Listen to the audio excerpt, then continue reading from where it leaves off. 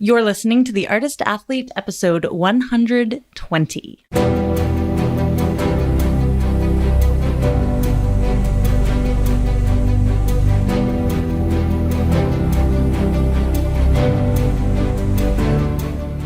This podcast is dedicated to Circus. It's a place for professionals in the industry to share their stories, viewpoints, and information, and a place for outsiders to get a sneak peek into this world. Hey friends, fans, and foes, I'm Shannon McKenna. I'm the host of the Artist Athlete podcast and the founder of theartistathlete.com. So there was no podcast last week because I was putting together a really amazing workshop with Katie Breyer, who's a great contortion coach. You can follow her, katie.breyer.contortion on Instagram.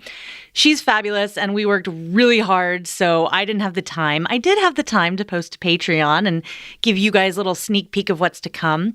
If you want more content from the Artist Athlete, first of all, go check out my Instagram at @the_artist_athlete and click the link in the bio. I have workshops. I have my website, theartistathlete.com. I have all sorts of really cool offerings for aspiring, recreational, professional circus artists. I've got all of the resources you could possibly need. And if you want even more, or if you want discounts on some of my resources, go to patreon.com/theartistathlete. Patreon.com allows people to give small amounts of money every single month to support the podcast. And as a little gift, a thank you gift for your support, I give this podcast to everyone for free. And I also offer discounts on things. I give little behind the scenes looks. And last week I did an entire podcast that I'm basically an entire interview that I'm about to throw out. But instead of throwing it out, I wanted to share it with Patreons because it's really good. It's just, I can't use it. And if you are a Patreon listener, you know what that's about and you know why. For the rest of you who are curious, patreon.com/theartistathlete. And go there and sign up. And let's talk about the guest today. He's a legend. His name is Viktor Kee. Viktor Kee. I think Viktor Kee wrote this bio, but this is who Viktor Kee is. He's been performing on stage since he was 6 years old. The Ukrainian-born juggler is a graduate of the Professional Circus School in Kiev. He has won awards at most of the world's major circus festivals, including Cirque du Soleil in Paris and the International Circus Festival in Monte Carlo. A favorite of audiences around the world, Viktor has performed at the Moulin Rouge, the Lido de Paris, the Friedrichstadtpalast in Berlin, the Mirage, and the MGM Grand with Barbra Streisand in Las Vegas. He has also worked at Teatro Zinzani in Seattle, the Royal Albert Hall in London, and with Voyage de la Vie in Singapore, and around the world with Cirque du Soleil's Dralion. Viktor has pushed the level of artistic expression in juggling to new levels by standing on the shoulders of his forefathers in the juggling world. For Viktor, the world of movement and object manipulation is not only external, but also physical manifestations of the internal emotional world. It is an ephemeral event that begs to be experienced viscerally as much as visually. Can you tell he wrote this? Once you hear the interview, you will know this guy has nothing but passion and hardcore legitimacy. Back to the bio. Quite possibly the world's best juggler, Viktor Kee has developed a unique, mesmerizing style of juggling, a style of performance that melds dance, acrobatics, and juggling into a wondrous ballet of sensuality. His artistry proved to be recognized by millions when Viktor placed himself into the top 10 finalists of the greatest TV talent competition in the world, America's Got Talent, in 2016. Viktor is equally a founder and the creative director of an organization that develops new acts for and managing of artists. It's called Art Vision Production, and Aurelia Katz, who was on the show a couple weeks ago, is another founder of that. And recently, he has taken steps in a different direction. Viktor has organized a nonprofit Viktor Kee Foundation, focusing on giving back to communities by creating charity missions around the globe where art helps the world. Viktor Kee, what a bio. Deserves nothing less. I cannot wait for you guys to hear this interview. So let's just get right to it. Here's my interview with Viktor Kee. Da-da-da.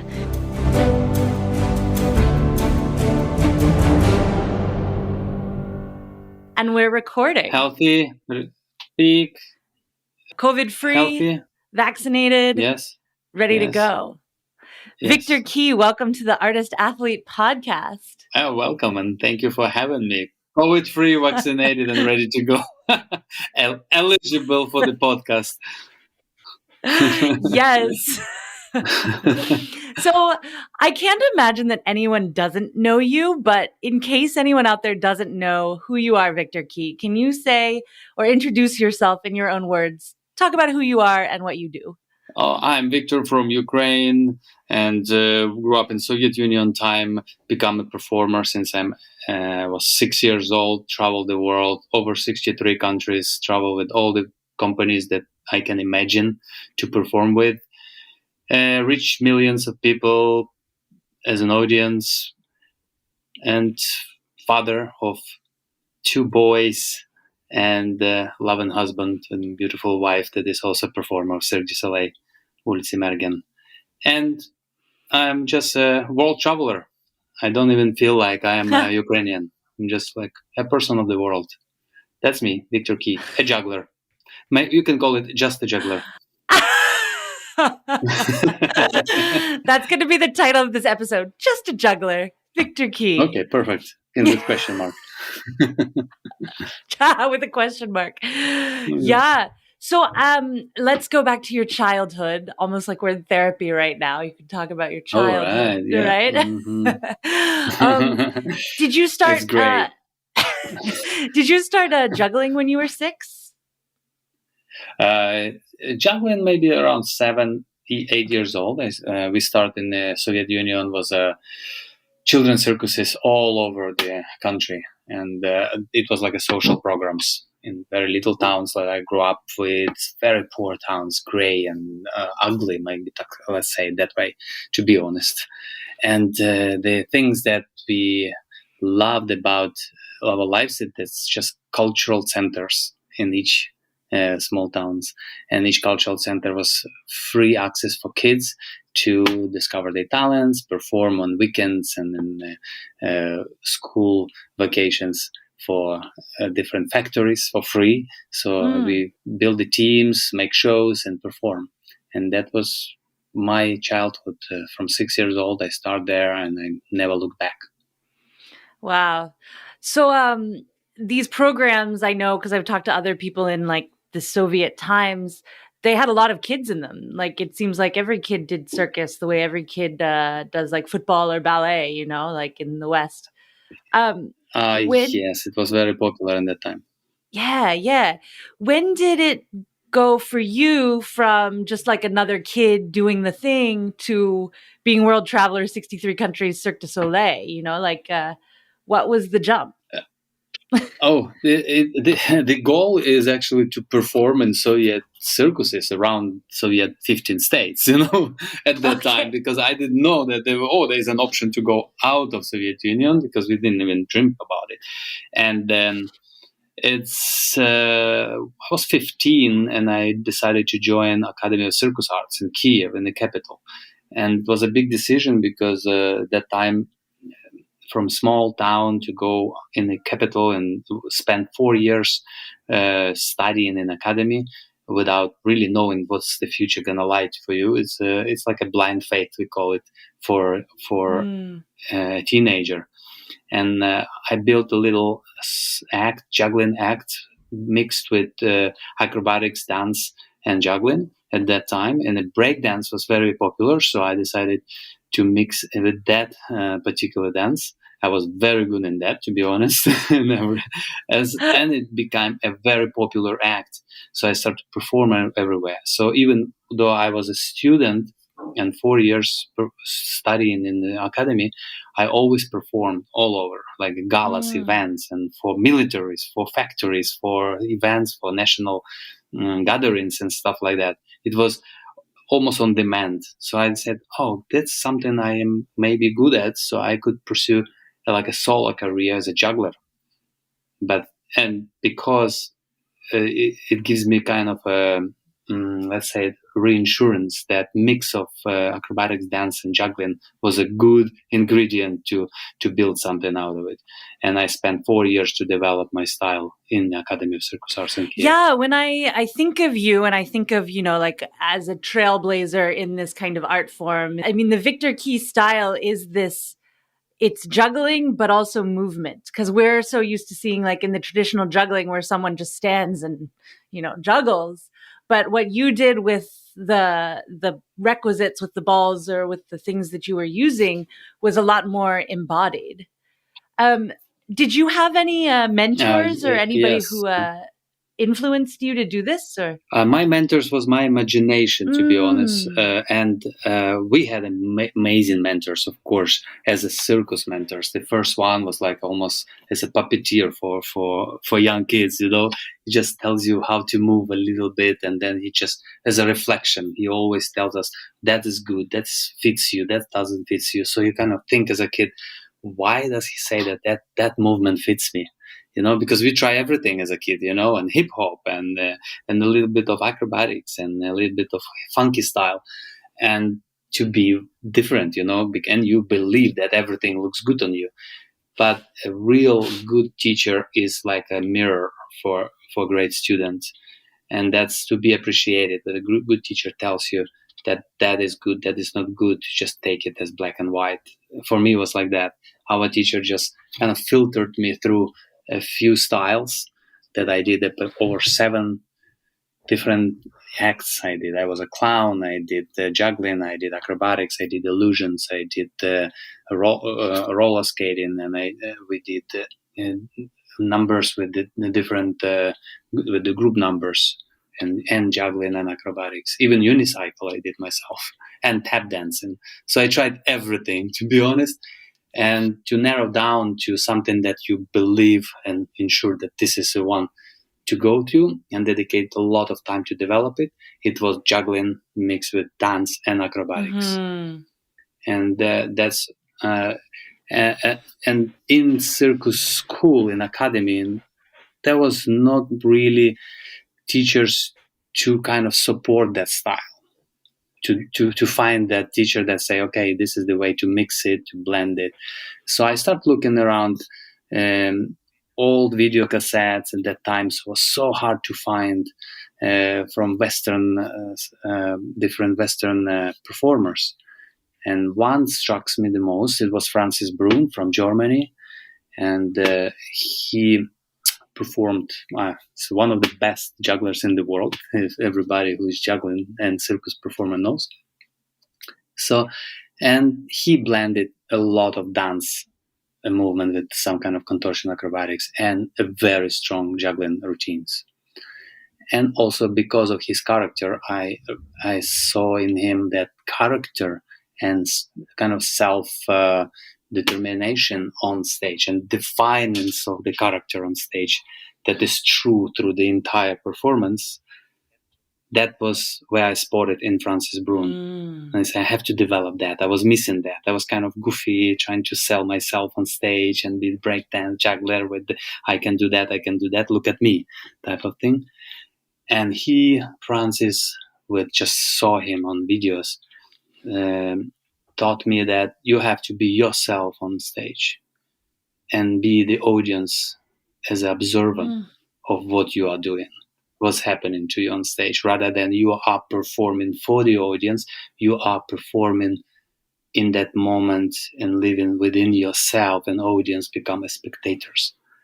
And I was lucky enough to realize that that's the way I wanted to be on stage, pursue early enough so I can develop it and and take some time to build an act based on that principle, which is a defining principles in performance, in circus especially, because circus known to be, I am here trick, you are here to see, I here to sell you, and you want to applaud it for me. And every trick has to be seen, applauded, acknowledged by audience.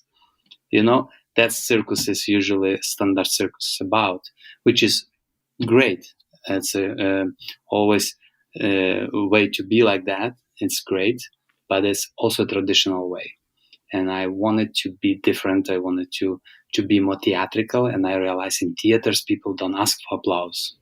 So I said, I don't ask for applause. Like Francis said when I met him way later, we become very good friends, and he became a very good mentor for me.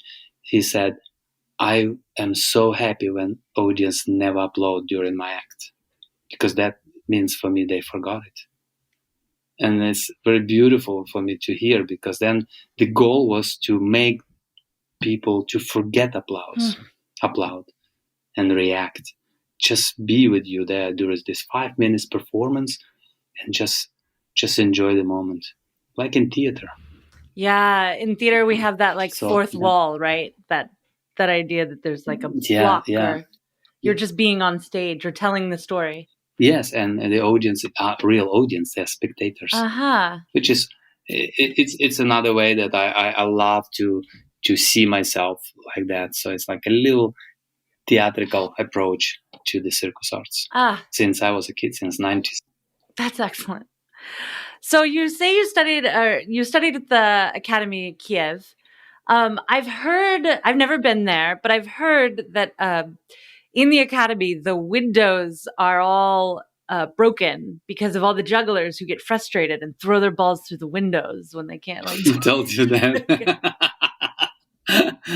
That's an interesting story. I would love to hear that, because I don't know. Oh, yeah? I never broke a window. No, I think the jugglers in Kiev was so good.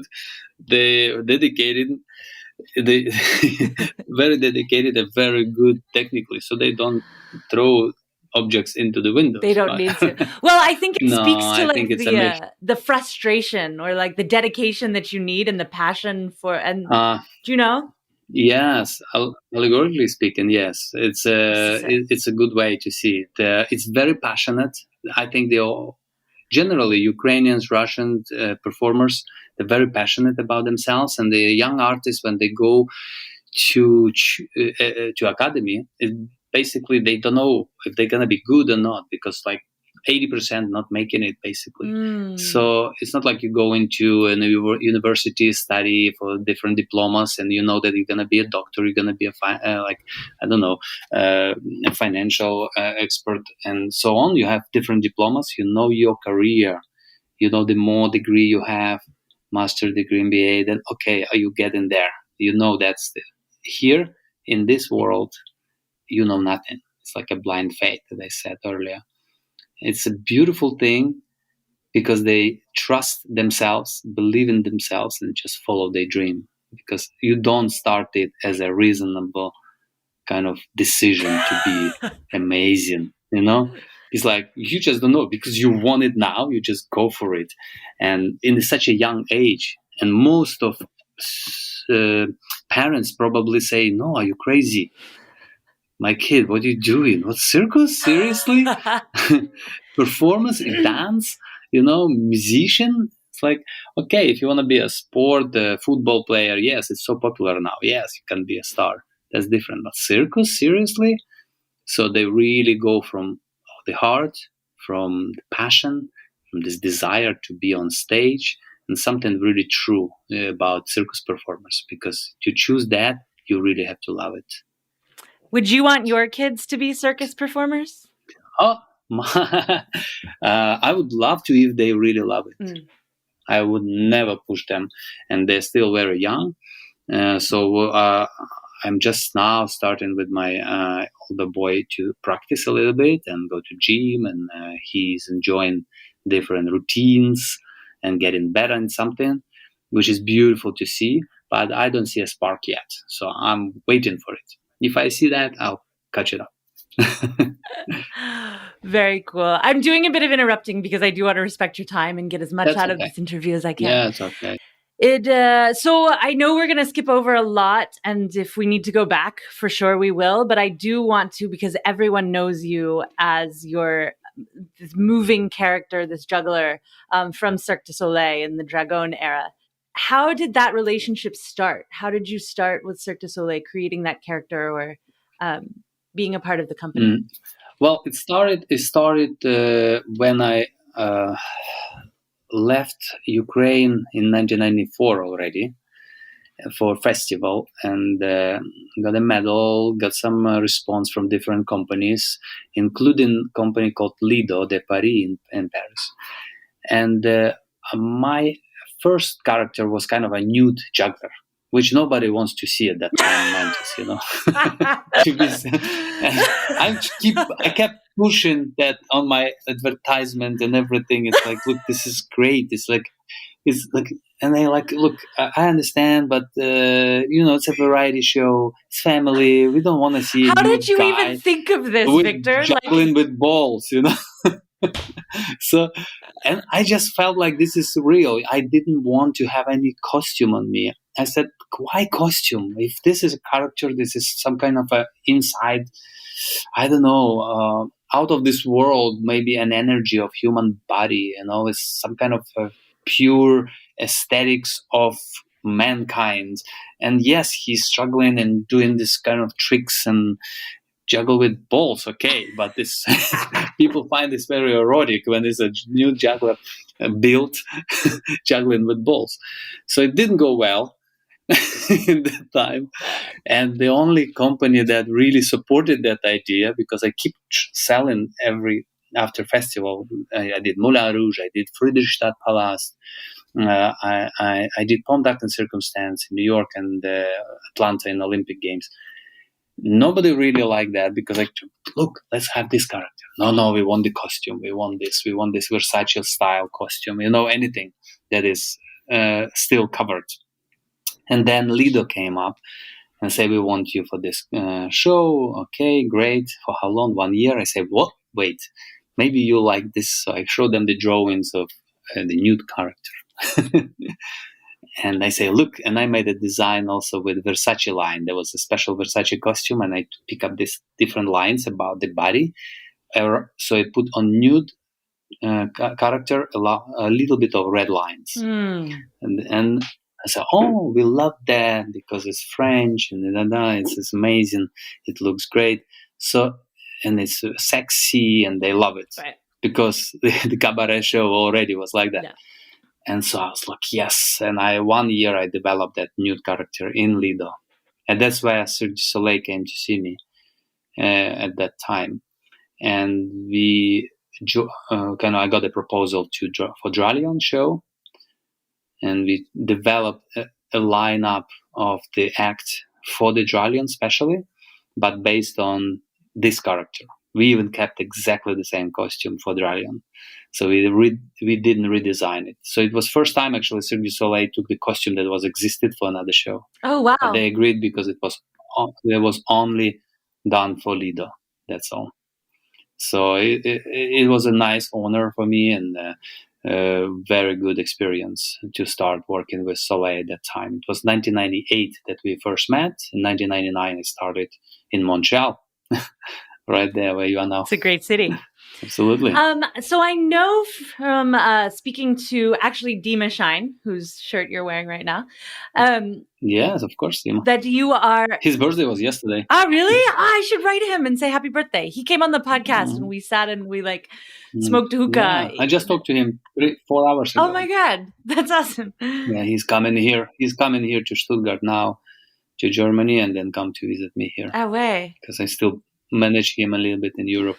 So that's actually what I was going to ask you about a bit, is the business side of all of this. And when you took this character that you had at the Lido and you took it to Cirque du Soleil, because Dima was actually telling me how helpful you are in mentoring, not only artistically, but in being able to have ownership over your art, your work. How did you learn to do that? Over your work, yes. Yeah. How did you learn to own your work, or what was It's a good question also for all the young performers, because especially now that it's kind of dissolving, for feeling of ownership of something, kind of dissolving around young generation. If you know what I mean. Yes. I felt it because I know I've been in juries many times in different festivals, almost all of them. And I also build some acts and we produce shows. And I understand, I'm very close to young generation of performers. And I see that it's a pity that so rare somebody can really focus on something that they develop themselves and then don't look around and copy. So if you go look around yourself and copy everything and build something of the cubes that all already done, you will never build anything. that by your own. Therefore, you will never claim an ownership. So it's all related, starting from the scratch. If you close your eyes, build something from within, and not go look around, get inspired, close your eyes and build from within. Then you'll have that sense of, but that's my own creation. Because even though I create something that's been done before, but I create my own way, so I can protect what I created and what I did. So what I will do is every time I make an engagement with different companies, I say, look, this is great, but we can assign a little other clause in the contract, but you can copy this the way I do it. Because you truly believe it, and it truly is that you do it your own way. You see what I mean? I do. I do think it gets tricky. And it's easy to do that later. Oh, hey there. I just wanted to interrupt this interview real quick to just say one real quick little thing about myself, which is that I am not only the host of the Artist Athlete podcast. No. She is a businesswoman, and I run a whole company dedicated to the education and inspiration of circus artists. That goes from people who are just doing it weekend warriors as a hobbyist, recreationally, or if you're a professional, you've put in the hours and you need more resources, go to theartistathlete.com. There are a ton of recorded workshops, online manuals and ebooks, everything you could possibly need from me and from some guests on this show about everything from nutrition to training your shoulders to really specific aerial moves that you need to master. Again, theartistathlete.com. And just because you went there from listening to this podcast, use code PODCAST and get 15% off your entire purchase. That's right. Theartistathlete.com. Use code podcast at checkout for 15% off your entire purchase, and have a great day. Back to the episode. So it takes a lot of, I'm thinking about like how you were talking before about how you don't know if you're going to be good or not when you go into the academy. And Yes. I think the next like step to that, right, in this like the younger generation trying to develop their own work is also, you don't know if your work is going to be good or not, if your idea is going to be accepted. Kind of like you were talking about, no one wants to see a naked juggler. Yes, it's all connected. You have to fight for that as well. To fight and believe in this, and just try to develop in a better and better way to not give up. Because yes, if you believe that this is great now, it doesn't mean that you will believe that it was great 10 years later. Usually it's like looking back, it's like, oh, that was crap. Did I really think that it was great? Yes, you did. And so therefore, when you think that something is great, what you're doing, you have your own self-doubt that it might not be the best. Yes, it is the best you can do it now. But be open to criticize yourself and say, oh, this is really crap. You can do much better than that. And imagine in 10 years, how can you develop it? Because career ends 5 years. My career is almost 40 years right now, professional. So, and it's not done yet too, as I see it, and I believe in it. So it's important to understand that it's a long term. You have to see yourself ahead of time and develop something that you're going to be popular because it's your own way you do it. And will be much more long-lasting experience. Absolutely. And the best way. Like they say, choose at work, choose something that you love, and you'll never have to work again another day. Because it's the goal is to do something on stage that you love the most. It's not something that the audience loves the most. It's they will love you for who you are. Exactly. And they're stronger than you. They will like you because they see what they want to like. It's a different approach. I mean, if you want to, money is money. I understand. If you need to work different multidiscipline and just earn money, that's fine. It has a right to be. I don't say you don't do that, but it's not your main thing. It's not a goal in your life. Yeah. The goal is also to develop your own self on stage. So going back to this question of artistic ownership, because I'm very interested in hearing your thoughts on this. If we're thinking about music, or if we're thinking about a writer who writes a novel, right? It's very obvious if someone copies a piece of music because the notes are annotated. You can hear it. If someone copies a piece of writing, it's very obvious because the words are the same. When it comes to a style or an act or a way of moving and an innovative idea. Yes. And now we can say we totally screwed here. Yes. Okay, cool. Absolutely. And I managed it, and I said to Dima when we developed his act, these two examples. My example is a long term.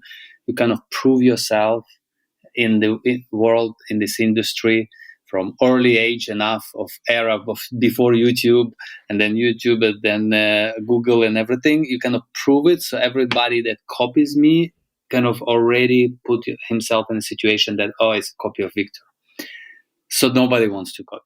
That's one thing. Or you go to a company because you have reputation. You can have a statement of, look, I won't disclose it, that you protect this. My drop machine that folds the balls and the sequence and that music exactly because it was composed for me, and in this routine that is on video, here it is. That is protected. You cannot copy it. Okay, and people usually agree because who would want to copy it exactly the same? So, or like Dima, you develop. He's 18 years old. We develop his style. We develop his prop, and we copyright it and his prop. And a line of music and a little storyline. But if somebody wants to copy it, we don't really have tools to protect it well. So it's mainly because Dima is such a popular performer and very well established in this industry right now. So everybody would respectfully not copy. It's not so legal mechanism to do it, but it's more moral. You know, it's more moral, and the ethics in business, the business ethics kicks in here really well. So you have to well establish yourself and be a respectful performer. It's easier for you to protect yourself because of that as well. So we have a much more complex and tricky world in terms of plagiarism and protecting rights for what we do on stage. Unfortunately, even with Soleil, I had all problems when I left Amaluna. They wanted to do and drop machine. They wanted to do and light fireball that I created there. They wanted to keep the same basically act, just have another performer, and they already start imposing it and doing it. But I wrote a few letters and we stopped that. Did you have to lawyer up? How did you get them to stop? No. Okay. No, I don't lawyer up with Cirque du Soleil. I don't recommend anybody to do that unless it's a Me Too movement or a gay rights, Work. So love that. To that extent. But if you are a juggler, just wanted to protect your routine, I don't think this is logical to lawyer up. But you talk, you explain your reasons, and just lots of people in Cirque du Soleil have no idea about who you are, basically. There are too many thousands of employees, and especially the legal department. So they see different way. They see contractual, very legal determinations, and that's it. Mm-hmm. They don't see where it come from, the roots, and there is respect for the performing art, for development of who costume developed. They cannot copy my costume. Who developed the fireball? They cannot copy it. The drop machine, I'd done it before even Cirque du Soleil existed. So it's like it's something that only a few people in Cirque du Soleil still remember. So that's why you don't lawyer up, you just talk and hope for the best, for business ethics to kick in, and you can protect yourself. That's wonderful. Over there. But it's a cruel world. Yeah? Everybody's copying each other now, and lots of artists have multidiscipline kind of way of performing. So it's very difficult for them to small things, pick in on little things and copy it, because most of the time they've seen it somewhere else, they copy from somewhere else, become like a business model that is the copyrights of its specific act is no longer really needed. I agree with you. The specific act is no longer really needed, but I think it's desired still. I think we're all still looking for the fresh new thing. I think we're all still excited when someone does something that we've never seen before, you know? Yes, I am excited when I see something in the festival. I look around. I love innovations and great ideas. And sometimes when you see something that is so purely beautiful and new in the circus industry, of course it's great to see. Generalistic way of performing, I think, is overtaking a little bit the industry because that's what clients want. And Cirque du Soleil is responsible for that too, to be honest, in a certain way, because they hire more and more generalists, and they equalize the salaries between somebody who's doing the really good solo performance and somebody that is multidiscipline, not really have a strong act, and so who is having so many disciplines, even a little bit by a little bit, getting the same amount of work and salaries as somebody dedicated the entire life was doing something really good and strong, just one, has no equality of getting the job.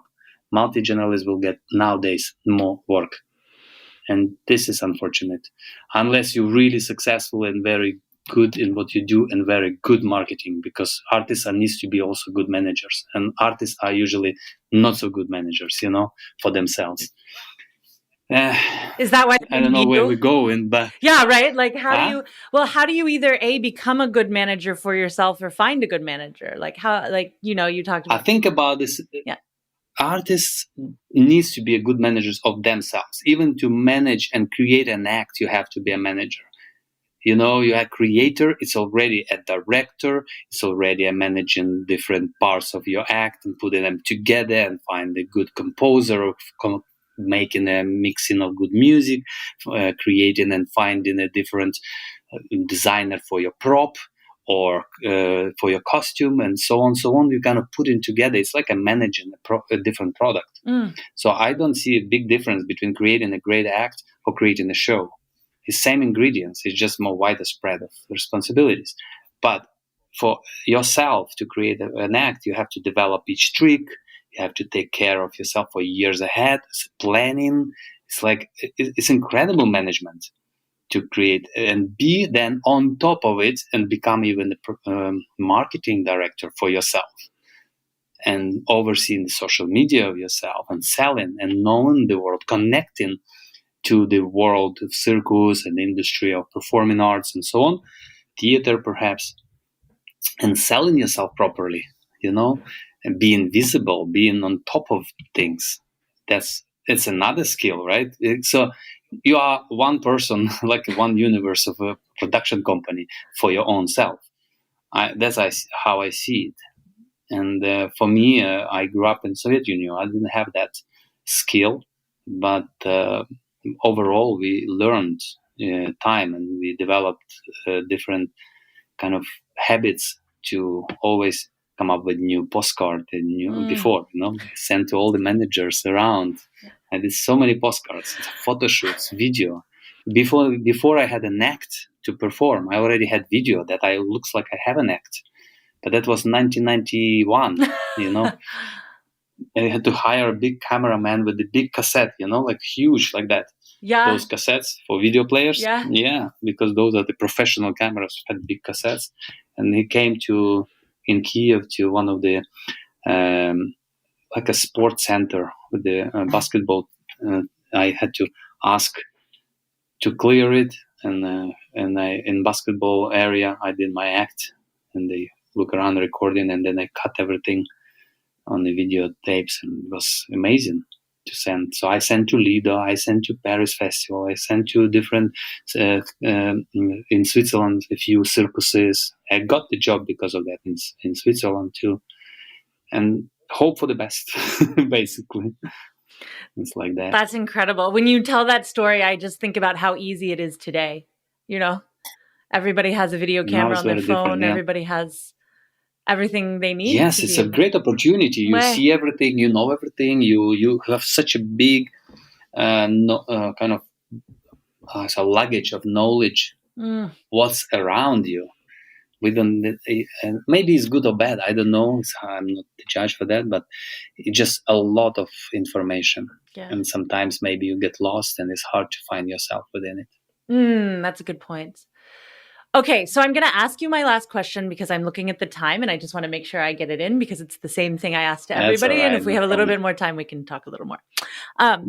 So my question that I give all my guests is kind of to help the next generation. And it's, what advice would you give to yourself at the beginning of your career? So if you, Viktor Kee, had a time machine and you could go back to when you started, and you can pick any time that you feel like is like the start of your career, and tell yourself something that would have helped you along the way, what would you say? That's a very interesting question, actually, because there's times that you look back and you kind of remember different things, and say, maybe I would rather to go to university at that time and be like a lawyer or somebody, yeah. That is. But my regrets don't even go there. My regret is not to pick up on any music instruments ever in my life. So if I would be about 18, 20 and that time, that's still not too late, to pick up on something as a side knowledge, side skill, because I already knew that I'm a juggler. This is my primary skill. I'm a big believer on hierarchy of performance. If you are a performer, you need a hierarchy. You need to know what is on top, who you are. That's what audience will see the most. So I'm a juggler. Under that, I'm a dancer. Under this, I learn dance. Under that, I am an acrobat. A little bit I did acrobatic, I learned acrobatics. So that was the base for my juggling. And I know very good music. I'm very musical. I can move. I can understand music. I can even read a little bit. But I cannot play and I cannot sing. And that's the minus. I think if I would be about my teenage time, I would take lessons and be maybe a player for any instrument. Probably piano would be the best choice at that time. Or even violin. Because that would give me so much more knowledge and in-depth understanding of music that would change ahead of time later how I build the act, how I perform, how I feel the music, how I move into the music. I believe that would be much more beneficial. So my suggestion to myself is just learn music. And it was just later times that I kind of understood more classical way of music after I 30, and I start more and more going to the classical and neoclassics, and because I love the naturality and the in-depth feeling of every instrument that you can hear is live and in sync with each other. There's no one sound that is not given with the talent. You know what I mean? Like in classical music, where all the instruments are played by musicians, with 72, for example, with a conductor, every moment, everything you hear in harmony is like a glimpse of talents. Because you need a talent to play that sound. You need a talent to direct it. You need a talent to play the violin. If I hear very good nowadays music and I love it, most of this no need talent. It's just prepared electronic sound. There's no talent. Talent to build it together. Yes, okay, but so as classical, you know. Yeah. So I love the moment that whatever you hear is pure, and there is no room for anything artificial. I like it. So that's why I fell in love with classical for many years, and I use it now in my acts as well. So if a new generation, I would really suggest you try and learn and pick on everything. But it's not about being multidisciplinary performer. It's about knowing a lot of things, understanding a lot of things, and have an in-depth kind of knowledge of what you are doing, because all elements that we're performing with, which is music, dance, movement, theater, your skill as a primary showcase, kind of, right?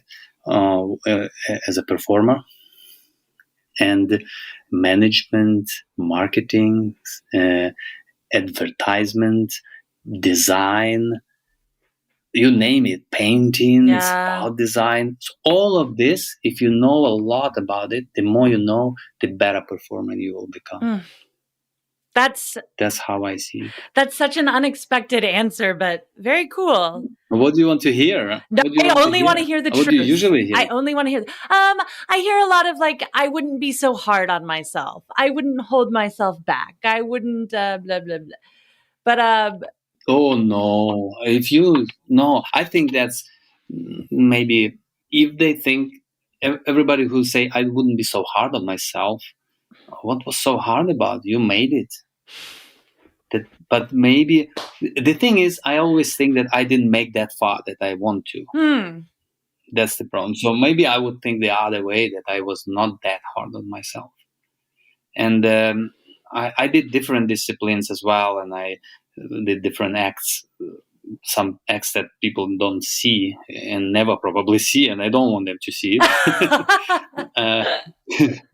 And when I was younger, I was even a bodybuilder. I was 85 kilo one day, bodybuilder, working with the the stunt theater of stunts for movies, and I was a juggler, kung fu juggler, that was kicking everybody's ass and throwing balls around, and it was a terrible act. And and then you come up with then one character that you stay true.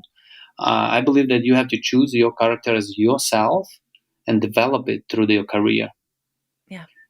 And this character can perform different ways, they can perform different routines, but you cannot change the character. Because if you change the character, unless your own self changed through the time, then you change within yourself. Because of course I cannot play a young boy anymore, so I play a bit more mature man on stage, and so on. So you move towards that. I found the other line of my act with the light ball about 5 years ago. That's when I left Cirque du Soleil. I created an act called Light. I don't want to be that intricate, this fast movement, and no. It's a bit more stronger character was in Cirque du Soleil, or the Amaluna was more theatrical. And then when I left, I said, this is like a light. I wanted to find something. I found my love. I wanted to build a family. It goes with my own self, So I said, this is, for me, it's a light to go forward. And I was always over 40 years old already. So I was like, where my career down or career up, career forward, or we stop, There's a lot of doubts. But if you want to move on and you want to perform on stage, you find your inspiration around you, close your eyes, and you create, and what you feel, not what you see. And that's what keep you going and creating something that is truly your own self. And that's how I create my own act that called Light, which was built just on my feelings at that time when I left Soleil, because it was hard to leave a company and move to unknown performing world, as a solo juggler with also feeling of I wanted to have a family. So it's like a parallel, you don't know that life. You've been always traveling with Soleil. It's very, very different. Yes. Before Soleil era, it was I was just a young performer, just trying every company I need. What other company I want to perform. Let's do this, let's do that. So it's a different ambitions.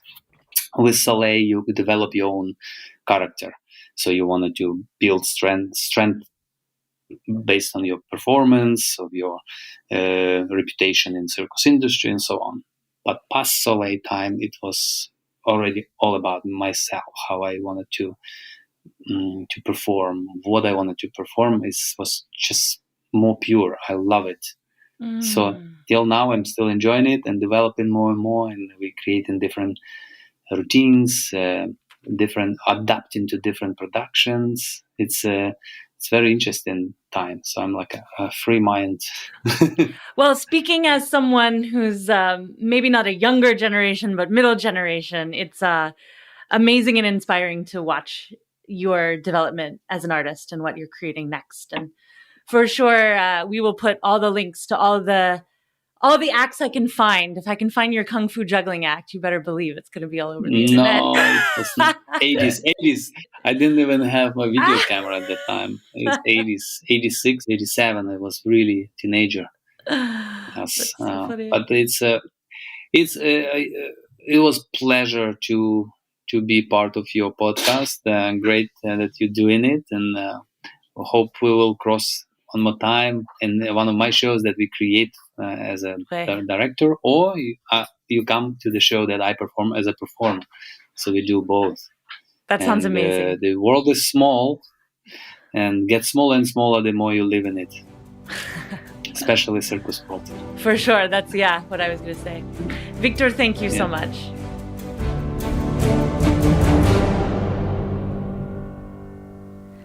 That was my interview with Viktor Kee. Viktor, thanks for coming on the podcast today. It was an honor to speak to you. I had an absolute blast. I was so inspired walking away from this interview. I hope y'all were too.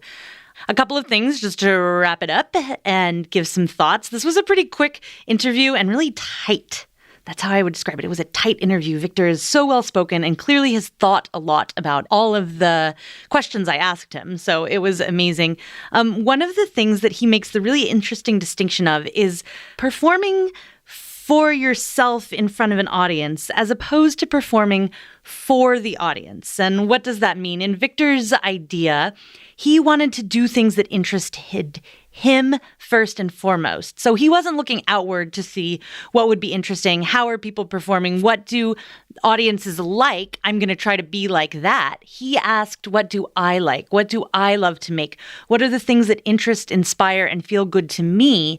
Let me put that on stage and show people. And I think that that's such a cool distinction and such an important thing for artists to realize. And it goes back into the other huge takeaway that I got from this interview, which is owning your work.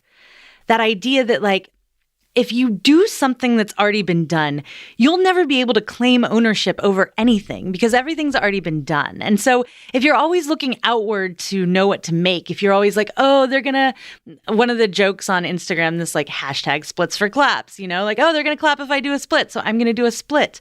But in Viktor's kind of understanding, he's like, no, I want to do the split, or in his case, a juggling move or a certain movement or a style or a costume. He's going to do it because he likes the idea of it. And he's going to show it on stage. He's going to show what he likes. And when you do that, not only are you doing something that's artistically rewarding for you, but you also are making something that no one else has made because no one else is exactly like you, so no one else is going to make exactly what you make. And therefore, you're going to have some claim or some ownership over your work. Now, this is hard and it's scary and it takes a really long time. And as you heard in the interview, Viktor and I were kind of bemoaning this cycle of generalists in circus. It's really easy for the large companies to grab someone who's pretty good at everything and plug and play them is the kind of the joke I like to make so that they can do whatever in the show. And that's great for the show. But those of us in the industry, we want to see personalities. We want to see a style. We want to see someone do something in a way we've never seen before. And that's what I want to encourage all of y'all out there to do so I can be amazed. And I think Viktor would encourage it too because he wants to hire artists and put them on stage. To find out more about Viktor Kee, you can check out the show notes for some of his work. You can also go to viktorkee.com or follow him on Instagram. He's at Viktor Kee. For more aerial tips and inspiration, you can follow me on Instagram. I'm at the artist. Wait, no, I'm not. Why? For more aerial training tips and inspiration, you can follow me. I'm on Instagram at _artist_athlete. I'm also on TikTok, The Artist Athlete. My website is theartistathlete.com. I'm on Facebook. And if you love what you're listening to, you want a little bit more, and you want to support the podcast, patreon.com/theartistathlete is the place to be. Thanks so much for listening, friends, fans, and foes. I'll talk at you next week. The Artist Athlete Podcast is supported solely by donations from people like you. Here's what some of those people have to say. Hi, my name is Noah and I do hand balancing. Hi, my name is Woody and I do Leo. Thank you for listening to the Artist Athlete Podcast. Hi everyone, I'm Dominique, a ground acrobat, trapeze artist, and coach, currently bringing Circus to the extremely cold but very beautiful Northern Ontario, Canada. Circus has changed my life and I'm so grateful to everyone in this community. Find me on Instagram at DomUpsideDown or my website domupsidedown.com. Aloha! My name is Beth Russell and I live on the beautiful island of Maui, Hawaii. I am an aerial artist and movement instructor specializing in chakra yoga to keep me balanced and grounded. I play with silks, trapeze, lyra, rope, acro, aerial yoga and dance, slacklining, pole, bungee, and climbing. Really anything that goes up and allows me to explore 3D space. You can find my dedicated aerial page on Instagram at Maui Aerialist. If you find yourself coming to Maui, let's play. Hey there, friends, fans, and enemies. This is Chris Alston, Patreon of the Artist Athlete Podcast, straps artist and lyra performer and acrobat out of Greenville, South Carolina. So if you're ever passing through, make sure to stop in and see me and my friends. We have a wonderful space, and we'd love to see you. Hi, my name is Erica Lee. I'm from St. Louis, Missouri, and I'm an aerialist. I teach performing arts to elementary school during the day and do pole and swing and rope by night. I really, really like the Artist Athlete Podcast because it gives me a lot of circus goals to look forward to. It gives me a lot of insight on what's going on around the world in circus, and that's why I'm Patreon. Hello all. Thank you for tuning in to the Artist Athlete Podcast. I am Opal Schwartz from Minneapolis, Minnesota. If you're ever in the cities, feel free to stop by the Aviary Minneapolis. It's a great time. With that, I hope you all have a wonderful rest of your week, and goodbye. Hey there, artists and athletes. This is Andy Smith, owner and artistic director at Saltaire Circus School in Jacksonville Beach, Florida. And I want to thank you for contributing to the Artist Athlete Podcast. If you ever find yourself down in Florida, come check us out. Whether you're an artist, athlete, or someone ordinary just looking to be extraordinary, we got a place for you.